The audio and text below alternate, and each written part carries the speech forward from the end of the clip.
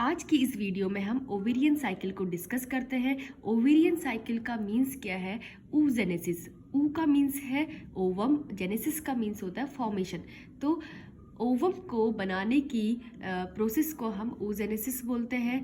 oogenesis या ovulation, ovum के बनने की प्रक्रिया को हम ओवुलेशन बोलते हैं। तो हम इस वीडियो में ओवुलेशन के बारे में डिस्कस करेंगे। तो सबसे पहले ये प्रोसेस कहाँ पे होती है? ये है ओवरी का डायग्राम। तो ओवरी की दो लेयर होती है, कॉर्टेक्स और मेड्यूला। ये जो लेयर है, आउटर लेयर जिसका नाम है कॉर्टेक्स, और मेड्यूला सेंटर में प्रेजेंट होता है, इसे हम मेड्यूला कहते हैं। तो ये जो ओवुलेशन की पूरी प्रोसेस होती है वो कहाँ पे होती है? कॉर्टेक्स में, ओवरी के कॉर्टेक्स लेयर में। कॉर्टेक्स क्या है? आउटर लेयर होती है ओवरी की। तो सबसे पहले एट बर्थ के टाइम पे प्री मिच्योर फॉलिकल्स प्रेजेंट होते हैं ओवरी में। कुछ फॉलिकल्स प्रेजेंट होते हैं जो मिच्योर नहीं होते हैं, इनएक्टिव फॉर्म में रहते हैं, एक्टिव नहीं रहते हैं। तो वो उनको हम क्या बोलते हैं? प्राइमरी ओसाइट्स नाम देते हैं। लेकिन जैसे ही एट प्यूबर्टी में लेडी का ट्रांसफॉर्मेशन होता है, प्यूबर्टी का मीन्स है सेकेंडरी सेक्सुअल ऑर्गन का डेवलपमेंट होना। जैसे ही प्यूबर्टी में लेडी आती है तो ये ओवरी के जो फॉलिकल्स हैं जो प्रीमेच्योर रहते हैं उनका मैच्योरेशन स्टार्ट हो जाता है, वो डेवलप करना स्टार्ट करती है। जो फॉलिकल्स हैं वो एक्टिव फॉर्म में आ जाते हैं, वो फंक्शन करना स्टार्ट कर देते हैं। तो जो प्री मिच्योर फॉलिकल्स से, प्राइमरी ओसाइट से, उनको ग्रुप ऑफ सेल कवर करके रखता है। बहुत सारे सेल्स का क्लस्टर होता है, वो क्या करते हैं? प्री मिच्योर फॉलिकल्स को कवर कर देते हैं और ओवम जो है वो डेवलप होना स्टार्ट होने लगता है। तो इसी क्लस्टर ऑफ सेल को हमने क्या नाम दिया? ग्रेफियन फॉलिकल्स नाम दिया।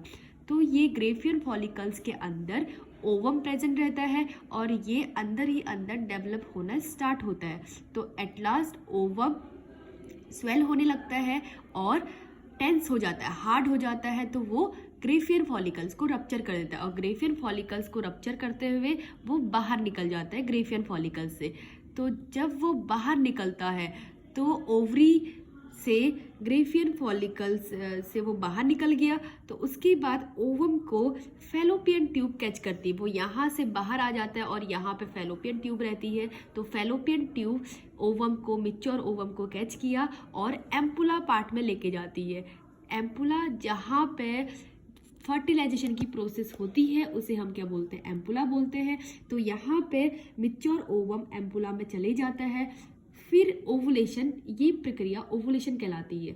तो ओवुलेशन के समय अगर किसी कपल्स के बीच में सेक्सुअल कांटेक्ट होता है तो ऑलरेडी फैलोपियन ट्यूब में के एम्पुला पार्ट में यहाँ पे ओवम प्रेजेंट है। तो